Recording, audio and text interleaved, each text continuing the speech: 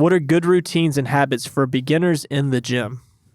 I love this one. This is awesome. I have a theory, so you go first. I want you to go first. Okay. I think that good routines and habits, obviously number one habit being consistent. That's it. You need to be consistent. It doesn't matter if it's twice a week, 3 times a week, 4 times a week, just be consistent with it. Get in there, move. And that's kind of the first thing is when you start getting into the gym or just exercising in general, just your first goal is to move. Your first goal is to move more. It doesn't matter what it is. Don't, care about like whether you're at a Planet Fitness, Orange Theory, or Norse Compound. Just move, start exercising. If we're trying to get deeper into that though, I think a super beneficial thing for beginner lifters, and honestly, most people should try it anyway, is to do some sort of like full body routines. So Monday, Wednesday, Friday, or however you want to split it up, I'm doing some sort of full body routine. I might have a version of like a squat in there. It doesn't matter if it's a bodyweight squat, belt squat, Bulgarian split squat, whatever. Some sort of version of a squat, some sort of version of a deadlift, Romanian deadlift, dumbbell, kettlebell, whatever, and then some pressing movement. And you're not going, 10 to 12 sets on every single one of those muscle groups. You're getting your body primed and used to doing that. You're burning a ton of calories because you're doing full body. And then you start doing that. And then, when you go on Wednesday, you do a different variation of which of those movements. Maybe you start with deadlifts, work your way to the pressing movements and the pulls, and then you go to squats. Maybe Friday, you reverse that, right? I think that is an excellent beginning phase. And, you're getting lots of movements. You're trying a lot of different things. You're figuring out which exercises you like and what you don't like. But you're also burning a ton of calories and working through compound movements and variations of compound movements, which are going to burn and help you reach those goals faster. It's also going to help you get better at the movements itself. So like Absolutely. Everyone sucks for the most part the first time that they try to do a squat or a deadlift or anything like that. And the way you get better at it is by putting in the reps. Yeah. The more that you do it, the more efficient you're going to get. It's just like Muay Thai, man. Me kicking in the beginning when I first started was absolutely terrible. It's not great now, but it's a million times better than what it was. But it's because I go into class and I do 100 kicks per class or whatever it may be. So it's, doing it 3 times a week, say squats 3 times a week, you're going to get really good at squats pretty quickly if you're really just focusing on your form and everything else. You're putting in the reps to get better at it. What I would suggest people do is slow down.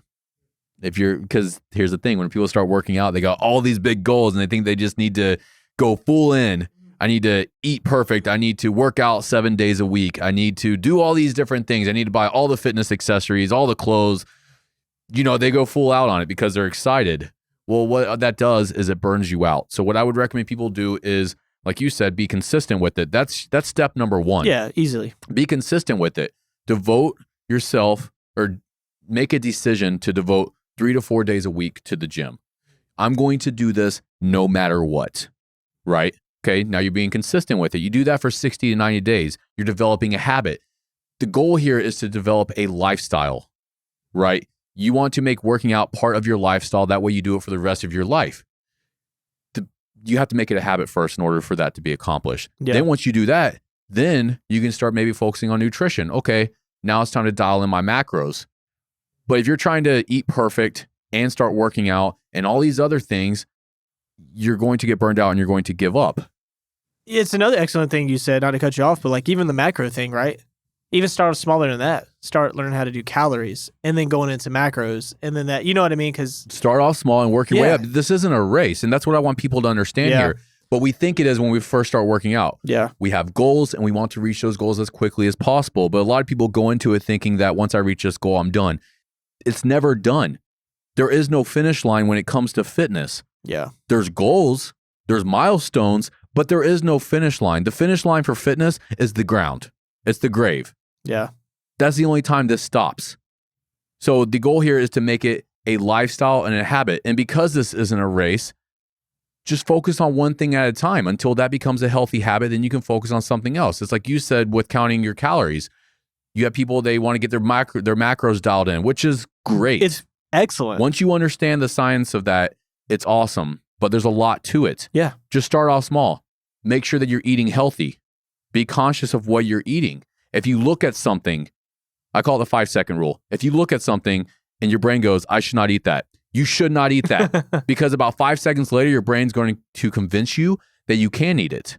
right? So just be conscious of what you're eating and then start tracking your calories, because you're either not eating enough or you're eating too much. Whenever people start tracking what they're eating, they fall into one of those two categories. If you're trying to lose weight, obviously you want to be eating less calories, but maybe you're not eating nearly enough, even if you're trying to lose weight. People that want to lose weight, they start starving themselves and they're like, oh, I'm going to eat only 800 calories a day.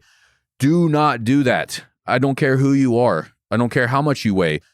Do not starve yourself, because what you're doing is you're crashing your metabolism. You know what burns fat? Your metabolism. Like, you don't want to diet to the point where you're starving yourself and you're not getting enough fuel to fuel your workouts as well. In your body, a perfect example is your body adapts to that. So, another way to kind of address that is, if my body is only used to it being fed 1,200 calories, or say, take a 3,000 calorie diet, for example. My body's used to taking 3,000 calories. My body's going to be like, well, I have calories to expend. I can burn calories because I know I'm going to be fed 3,000 calories, because your body adapts. Yep. But if my body is only eating 1,200 calories, when I feed that to my body's like, bro, I need more. So I'm going to hold on to these because you're not going to feed me, so I can't let them go. So I'm going to hold on to them. And that's what happens when you starve yourself. And that's the whole, like, kind of layman's terms of like what it means to crash your metabolism.